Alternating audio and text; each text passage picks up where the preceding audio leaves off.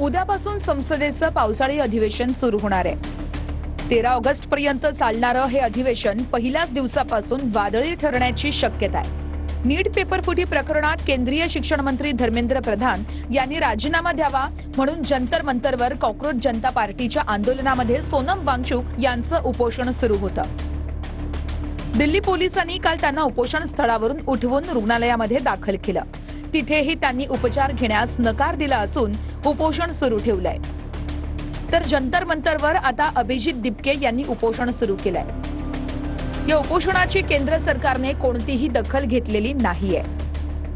त्यामुळे कॉक्रोच जनता पार्टीतर्फे उद्या संसदेवर मोर्चा काढण्यात येणार आहे। याच मुद्द्यावरून उद्या विरोधक संसदेत सरकारला घेरण्याची शक्यता आहे। या अधिवेशनाच्या काळामध्ये किंवा अधिवेशन संपल्यानंतर केंद्रामध्ये मंत्रिमंडळाचा विस्तार होण्याची शक्यता वर्तवली जाते।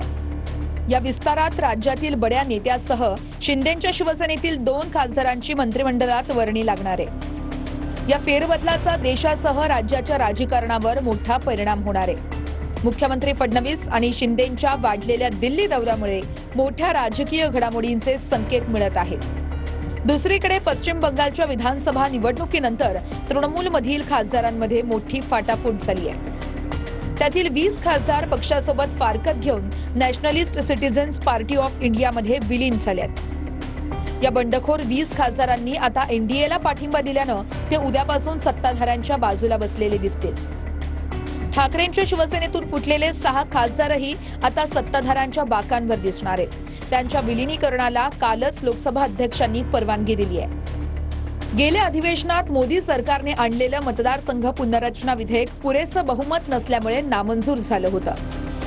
मोदी सरकारच्या 12 वर्षांच्या कार्यकाळात नामंजूर झालेलं हे पहिलंच विधेयक होतं। त्यानंतर तृणमूलमध्ये झालेली फाटाफूट आणि ठाकरेंचे 6 खासदार शिंदेंसोबत गेल्यानं आता एनडीएची ताकद वाढली आहे। त्यातच अधिकची भर म्हणजे राज्यातील शरद पवारांची राष्ट्रवादीही एनडीए सोबत जाणार असल्याच्या चर्चा आहेत। हे चित्रही याच अधिवेशनात स्पष्ट होणार आहे। पवारांच्या राष्ट्रवादीचे 8 खासदारही या विधेयकाला समर्थन देण्याच्या तयारीत असल्याचं कळतंय। त्यामुळे या अधिवेशनामध्ये मतदारसंघ पुनर्रचना विधेयक पुन्हा आणलं जाण्याची दाट शक्यता असल्याची चर्चा आहे।